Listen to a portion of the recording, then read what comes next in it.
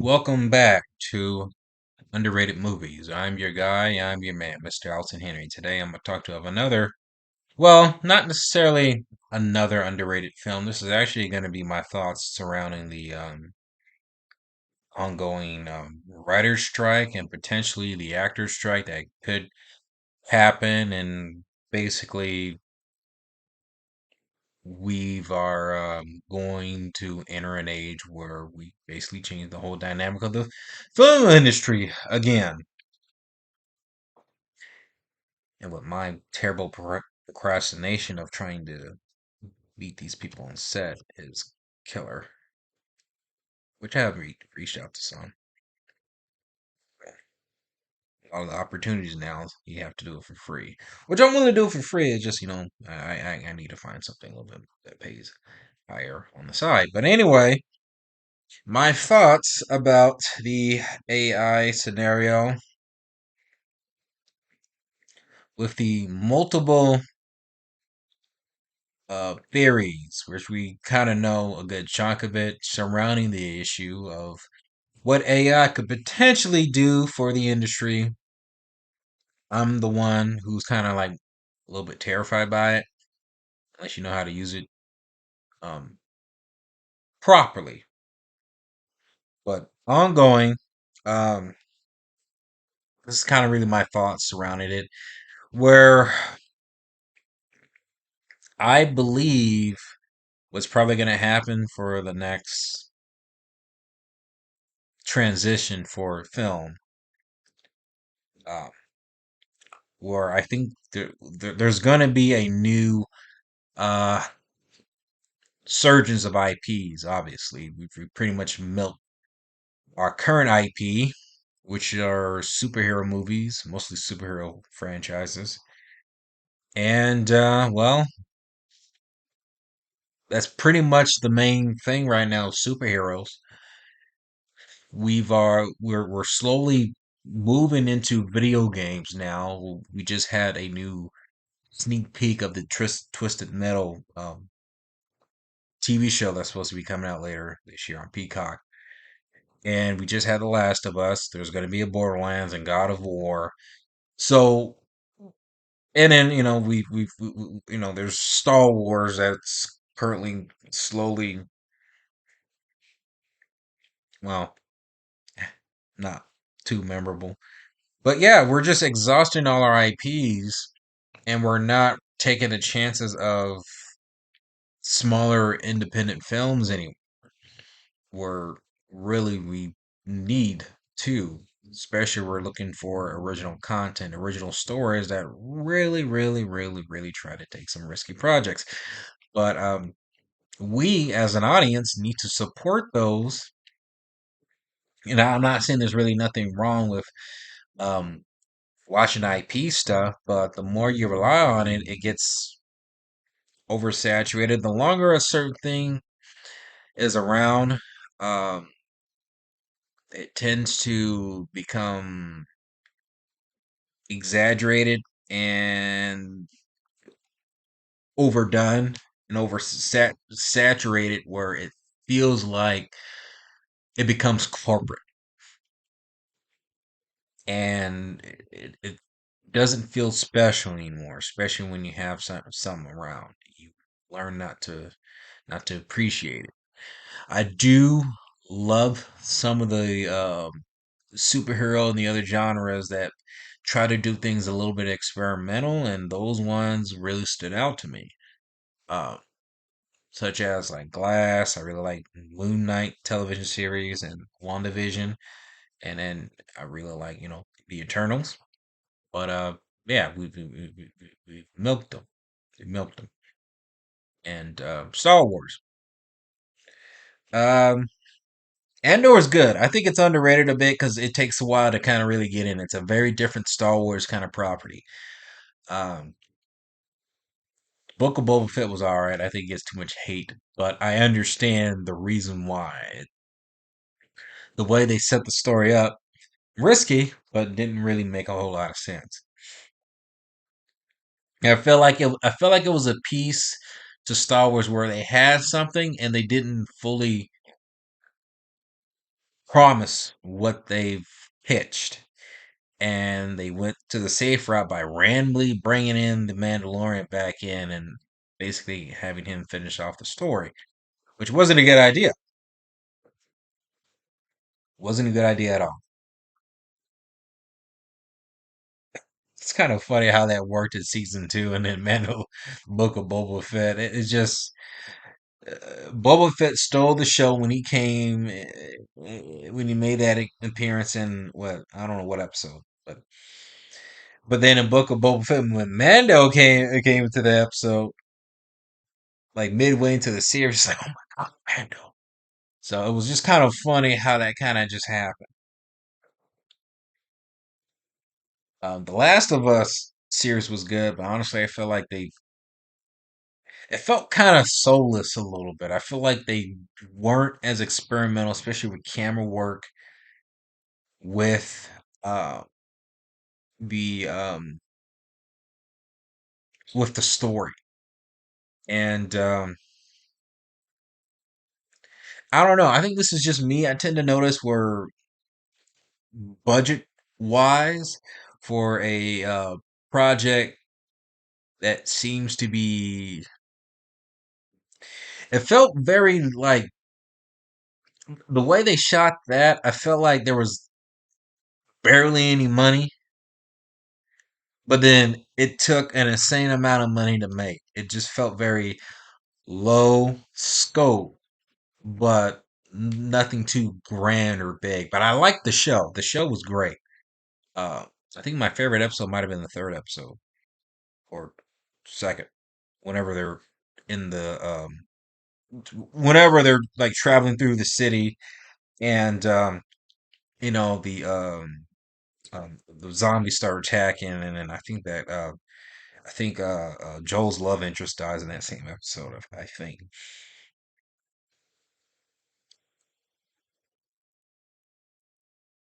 I think slowly we're gonna go into more video games, and then now we're gonna go other anime adaptations to see if those will work. I think we're gonna lean into that, but I think with the rise of technology, with Unreal Engine using video game technology into and put into these properties, I think what's gonna happen is that we're gonna try to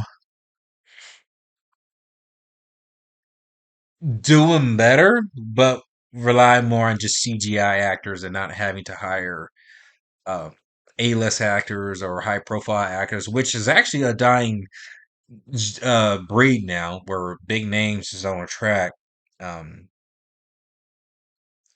interest anymore, and it doesn't. Uh, it's more about a brand or a fan base, and usually high-profile actors have a fan base, but now that's slowly kind of just sinking out. I think once the strike finishes, I think we're gonna follow the trend of video game adaptations a little bit more closely, and then slowly into anime. And I think more into the anime is gonna have a bigger boom than video games. But I think I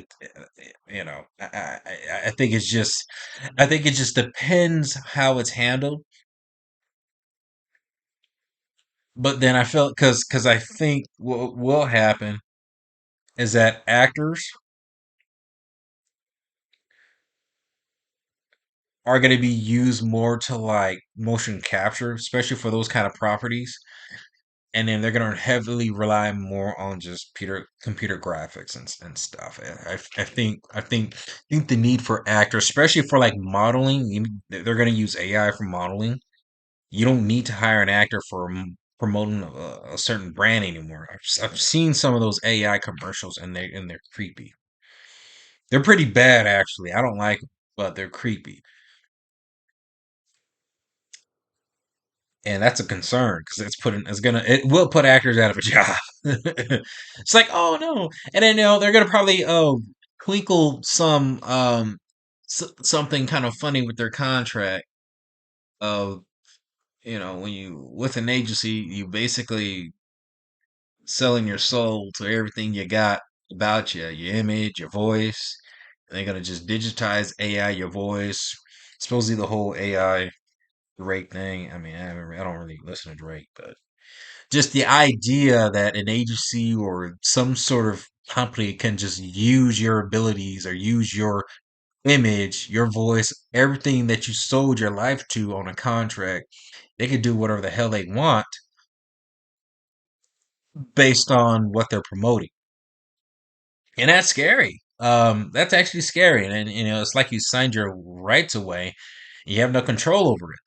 But with AI, it's really, really, really, really scary for that. And you know, that's a very big concern that I have for um that I feel for these actors. Because now it's like they're pushing it, and it's unfortunate, and it's same thing with the writers. It's like with the writers, with I guess with the whole Chat GPT thing. From what I'm understanding, what studios are going to try to do, and I get it because the last couple of years, some half the content that they have produced is you know I haven't subscribed to every streaming service. That's a lot of money. Hasn't really been memorable. Uh, has it? You know, um, certain themes or topics that are being forced out that not everybody's going to resonate to has created a divisive environment for the entertainment industry. Uh, that not everybody agrees, and you're fishing out ideas and philosophies that not everybody agrees, and you're forcing it down people, and people aren't going to resonate with it. Now, if you go for a basic theme that everybody understands and keeps that consistent, yeah, it's going to be enjoyable. Unless you, I mean, do something very thought provoking. And it's actually unfortunate where they produce certain kinds of like stories that try to get people to think about thought provoking subjects. I mean, like something more philosophical. Those get slipped under the radar too, but I think that's a little bit of a different topic. But something that should give people to really think about. Like, but again, you know, it's especially if you're aiming some of these writings into children. I haven't been really watching a lot of or actually at all, current cartoon shows for kids, unless they're a little bit more adult, that I could get into. Um, I don't know. It you know it just a lot of it just doesn't appeal to me. But if you're forcing certain messages in kids television shows, I can understand where that creates a very divisive response. From what I'm overhearing, like they're so right on the nose on it, and that's the thing. It's like you're watching a Spike Lee movie. It's like you're watching his movies about a certain theme or certain topic, and you wait until you get to a certain point into the movie, and then he like reminds you of the real life crisis that we're still facing today. Not dissing on Spike Lee. I like Spike Lee. Three of his movies are actually my favorite movies of all time. But it's like the audience wants to forget about something for like 2 hours, but then you introduce a theme or something in there that basically reminds them of what they want to forget within the durations of those 2 hours. So it's like you you reminded audience what they don't want to be reminded of, and that just turns people off. Especially if you're forcing in a bigger mainstream stuff. You know, that's just how it is. Um, Especially with the you know you're forcing again you're forcing ideals that not everyone is going to agree um and there's certain audiences for it and there's not. I mean, but in comparison from shows from like the 90s to like mid 2000s to currently now, where there's like a sitcom show from like Friends to like Family Matters, or those shows have something in common, and it deals with um family. Well, I haven't seen like Family Matters and I'm sorry, I haven't seen much of Frasier, but I've seen more of Family Matters than Frasier. Okay, Family Matters and Full House.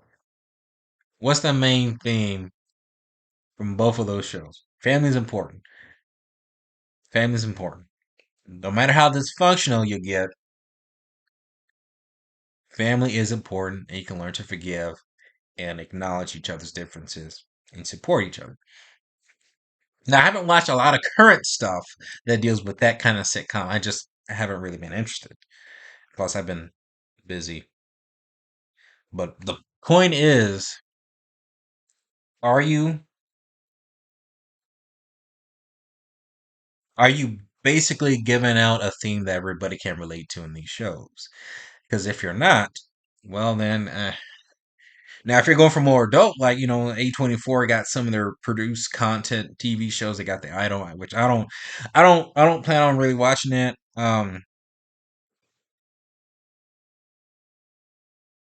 Yeah, I don't, I just don't. Um, I just don't. I don't plan on watching it. You know, are you fishing out stories that are universal to everybody? Because if you're not, not everybody's gonna stay in tune with it. Not everyone. Not everyone. Not everyone. Not everyone's gonna stay tuned with it. Um, there was an article I remember I saw yesterday. I should have snapped. I should have screenshot that article. Is feature film dead? What I think,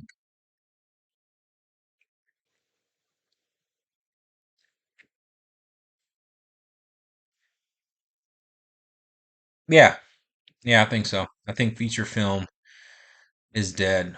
Um, but it's like I think they're gonna reword that word feature film. Um, I know this is a little bit disorganized, but hey, because I just thought of something with the whole AI chat PT thing. What they're gonna do is that I'm going back to the AI. What they're going to do is that they're gonna write out a system. They're gonna try to study and understand the current audience, but figure out a way to write a certain program, like rules, like a certain program that these writers will have to follow and they can't deviate from it.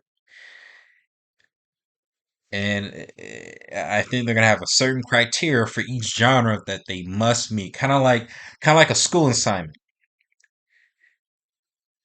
and they have to meet it for dot for dot. And if they don't, well, I don't think studios are gonna accept it. They're probably gonna just skip through it. They might make a change or take the chance for some original ideas, but I think original ideas films are probably gonna that might fade out unless there's a studio or other content creators that help promote these movies out better to get a better word of mouth because these studios aren't doing too great advertising these movies, and plus it's I also find it like shocking the amount of money. Maybe it has to do with inflation, but the amount of money through some of these movies that they put into is astonishing. It's like, does this movie need to be $200 million in it, or like that Red Notice movie? Does this movie that is $200 million, is it going straight to streaming? Does it need to be that high, and does it need to just go straight to streaming? No, it needs to make its money back. How the hell are you gonna spend $200 million on an action movie and just gonna release it on streaming? You're not making your money back. So where's that money coming from? That's kind of crazy.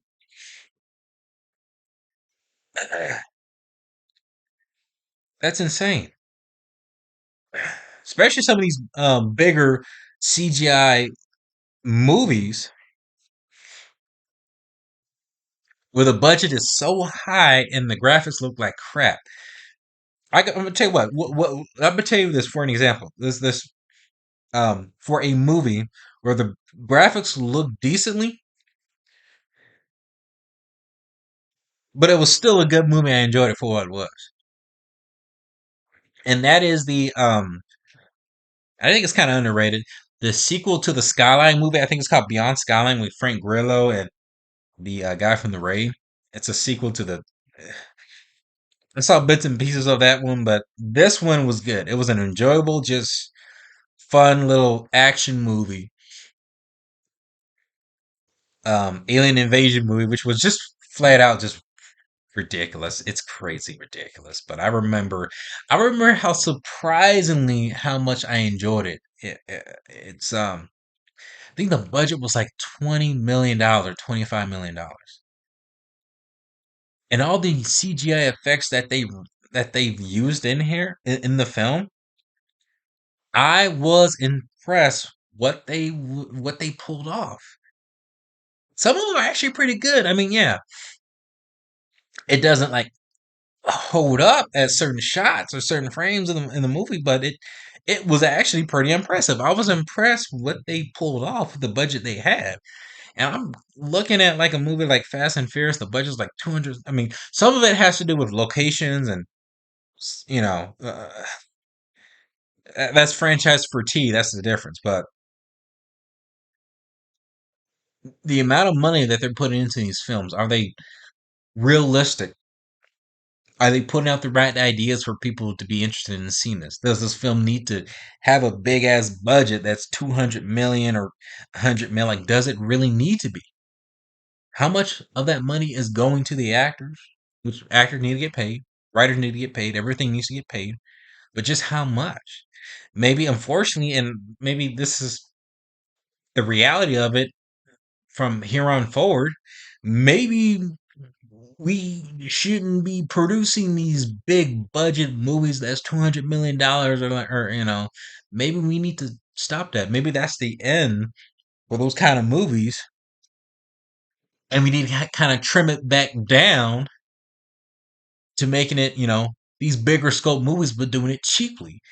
Um, and try to focus a little bit more on marketing because there's some movies that come out like Hypnotic. Hypnotic, I think, is underrated. I mean, it's a bad film. The story was interesting, and I reviewed it earlier. And I was looking online, and when you look at the film, and when I've seen it, it looked like it's a film that was like $30 million. The movie was $63 million. Where did all that money go into? Was it in was it in marketing? Because the movie they barely marketed the hell out of this movie.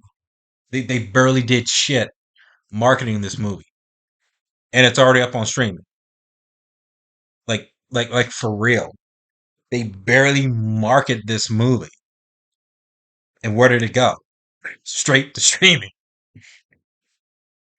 on what Amazon in home video, whatever that was. Barely. They barely. Like where did that movie go? It's not in theaters anymore. If it is, smaller locations. 63 mil. It looks like it could have been 30 mil. 30 mil. I mean, heck, you could make a movie with some crazy ass visual effects for $10 million. For real. Like, think back to Machete. And if it has to do with actors, I don't know, man. I mean, I don't know. I mean, maybe, and I feel bad about it because maybe, maybe the actors, maybe their paychecks have been coming in a little bit light lately because of, inflation or due to some of the, movies aren't making back their money and who knows? But I'm thinking just maybe just budget realistically, maybe we need to trim down how much money we're funding for these movies. I really think so. I think this is, and I think we also need to be careful with. original ideas because one, we I think we do need original ideas, but should we like give some of these movies a limited release, or should we try to advertise the hell out of these movies to try to get people to go watch it? Because Beau is Afraid was actually pretty cool. Now it is a divisive film, and that's the thing with these original movies. They could be audiences may not like these movies because they could be so weird and different. I mean, you can have an original idea as an action film. I think How to Blow Up a Pipeline, which is a low budget indie action thriller kind of. Um, it does get kind of propaganda in a way, but that's on a low budget. I mean, you could probably make a low budget action film, but is that kind of a story going to get people to go to watch it at the theater? How was the marketing? I think the marketing on this film was not great. I mean, yeah, it didn't have any really well known actors in this film. Are we properly marketing these movies?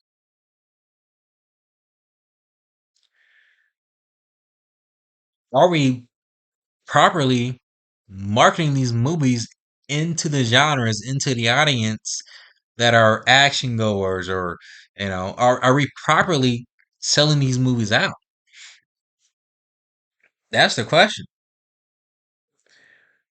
Like, I think we need to cut back on some of these movies of how much we're funding into it, and plus another factor, um,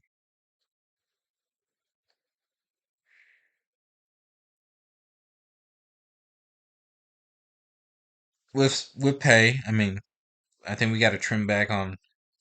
I think we have to trim back on how much budget money we're put into making these movies. I think that's where it is because with streaming so actively still somewhat fairly new, and then the windows for a theatrical release is kind of short.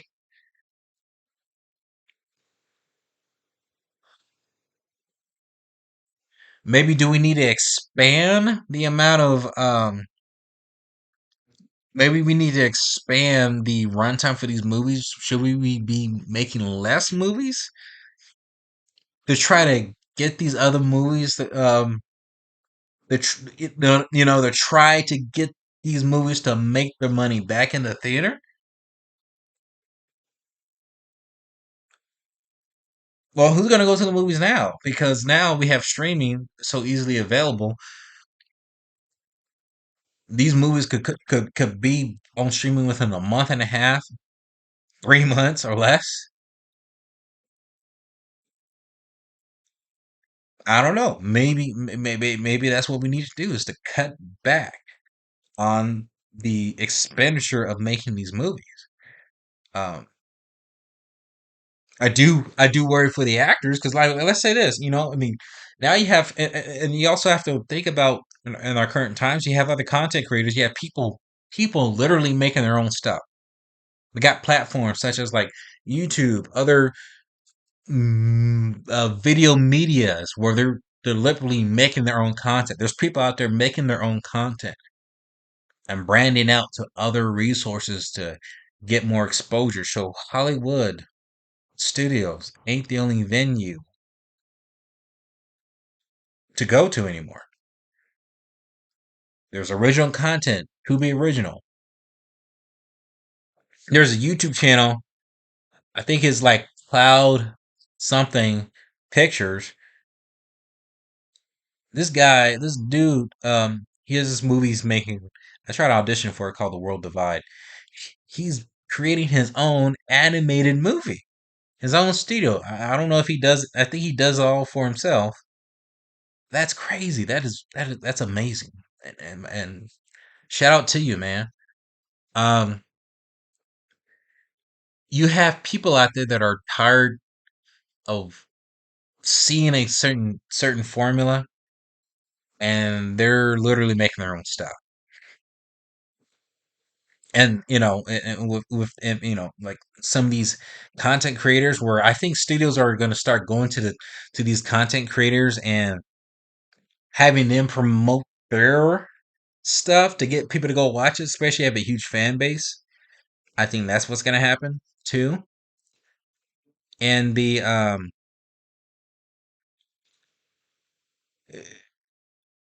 I mean, YouTube is the new TV. Um, I could see studios reaching out and asking like what Mr. Beast or Mark Filler or Chris Stuckman to say like, hey, we would like for you to promote our movie. Could you um give a shout out, show some footage of our stuff, and hopefully you can help expand advertisement. Really, I think that would actually save them quite a bit of money instead of having their ads on TV. I think it'll save them quite a bit of money, to be honest with you, to really get them out there. The whole talk of Unreal Engine, I kind of saw this coming. They're gonna use that technology more. I just started trying to learn it. I mean, I figured why not? The current trends of movie making. I feel like this is the opportunity and chance that should keep up. And I do feel like they're gonna push that more. Everybody's talking about they're gonna keep pushing that. They're gonna put that. They're already putting it in movies. They're gonna make it more common to be in movies and television shows. And just imagine, man. I mean, heck, I don't mind it if they try to do like a live action or like a Dragon Ball Z animated movie. They use Unreal Engine. I could prefer that than doing a live action film, that god awful 2009 film, or like a live action Yu Hakusho or Bleach or whatever. Unfortunately, it will put actors out, but to accurately get the product right, um, I would prefer the Unreal Engine method. But I'm not saying I'm favor putting actors out of a job. That's not what I'm saying there. But I do worry for the actors for that.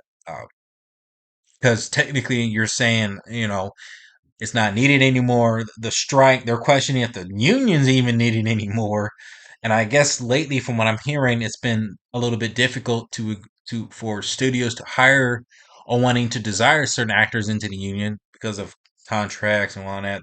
I'm hearing Netflix is trying to go for non-union actors or anybody that's willing to try to wanted to be part of you know the industry,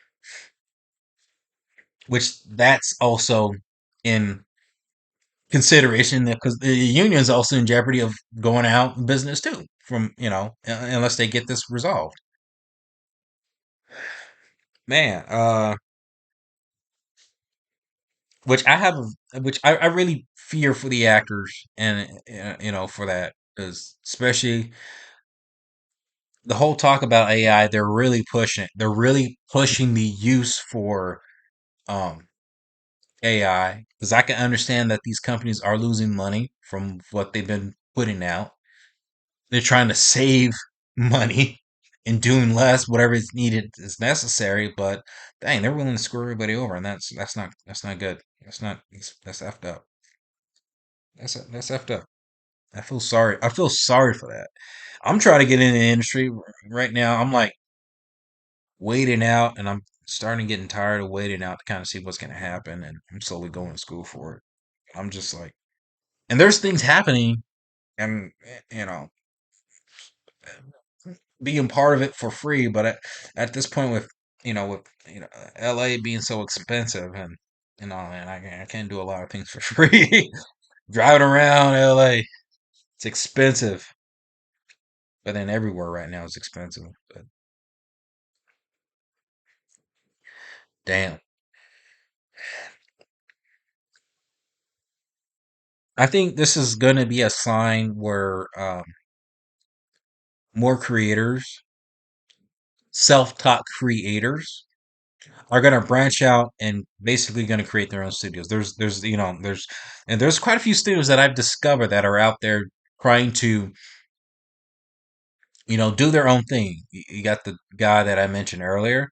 There's Angel Studios, who've I guess they have a free streaming service where I think they've had they're mostly producing gospel type um properties.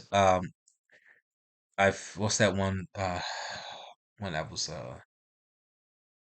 it was popular actually. I don't remember what it was called, but they got this movie coming out called The Sound of something with Jim Caviezel. I want to watch that. Um, if it's playing in theaters, I would love to watch it. I think you can watch it for free when it comes out. Uh,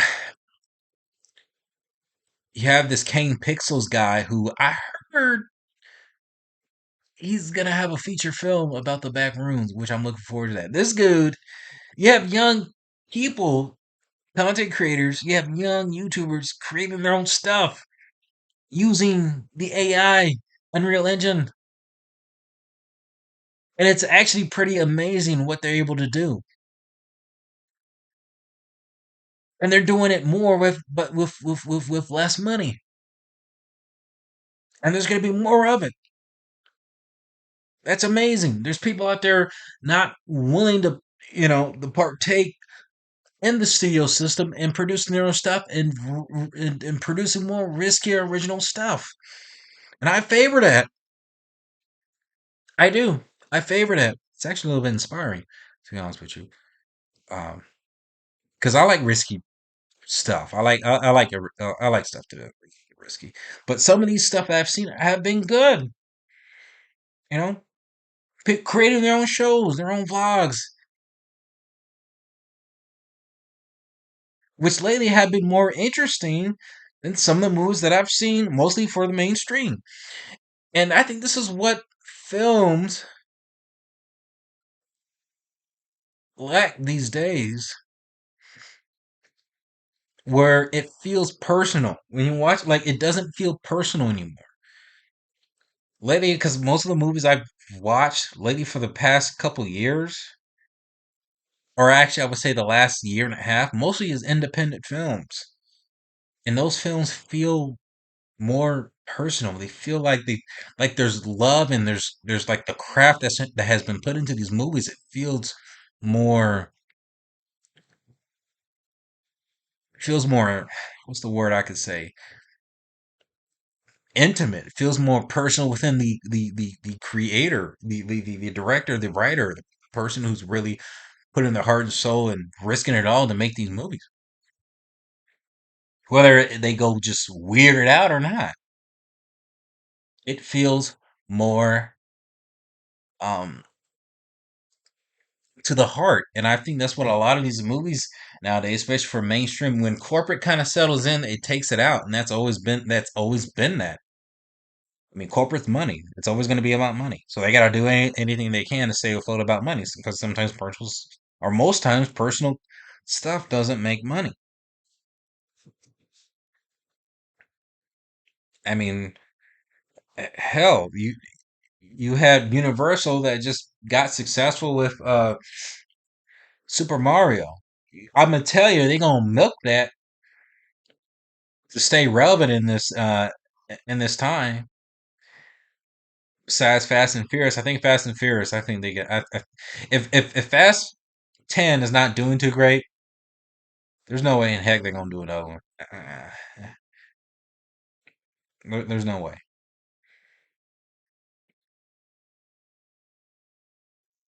I think I mentioned it before my other video. The next trend of movie IPs will be video games, and possibly will be anime as well. But I think we'll get to a certain point where I think there will be a rise for independent content creators from either movies or uh, shows to personal vlogs, and I personally think so. I think there will be a rise of that.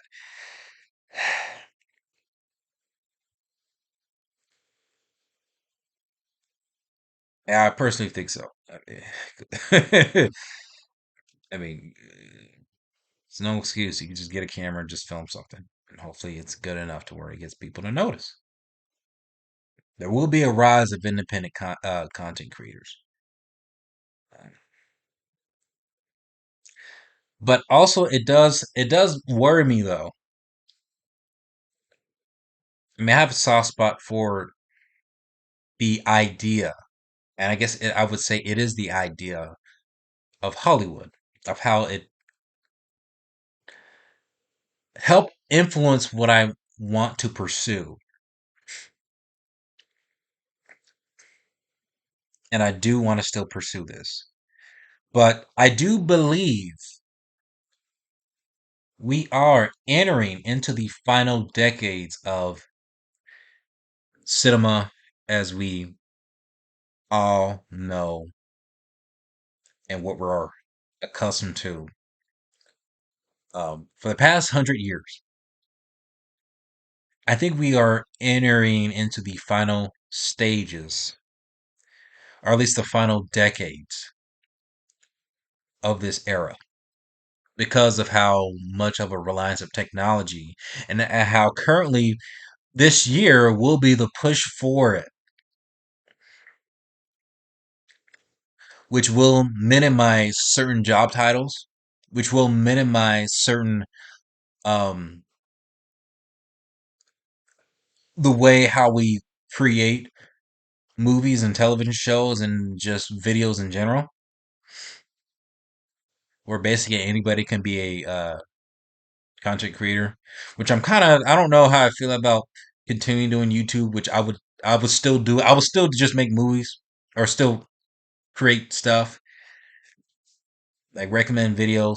Um, it just I'm not big of a social media kind of guy, and maybe that's something I need to really put in forth if I'm trying to get a brand, if I'm trying to get a brand out there.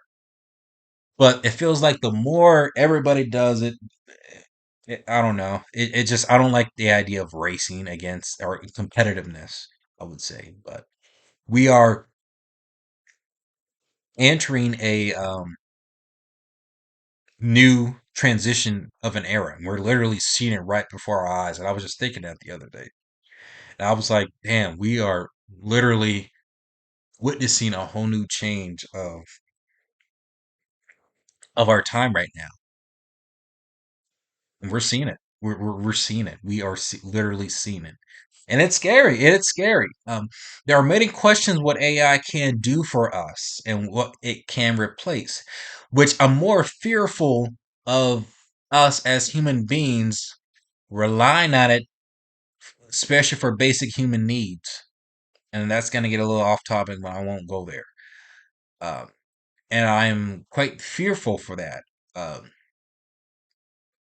I really am.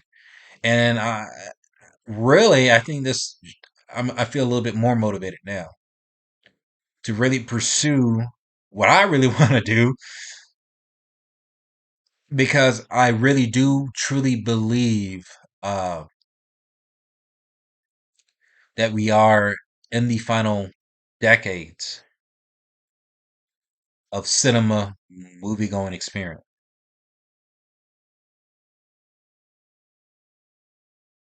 I really believe we are there. Um, there are theaters closing down. What surprised me is certain movie studio brands closed down too for not making their money back. And who knows? Who knows? Who knows what which studios it could be? I hope not, but who knows?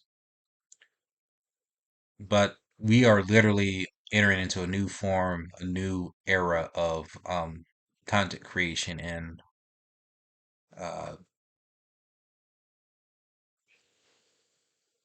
I guess all we can do is wait and see.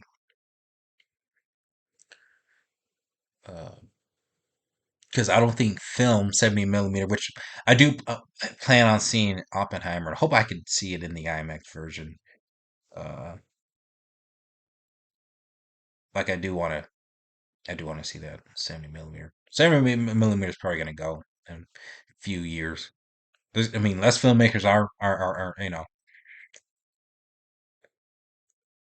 uh, but yeah, this is it. This is it. This is the final.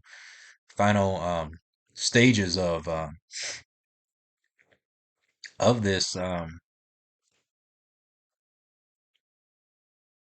this era, and there's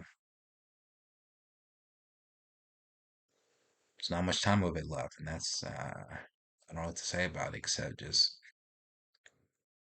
at least for me personally,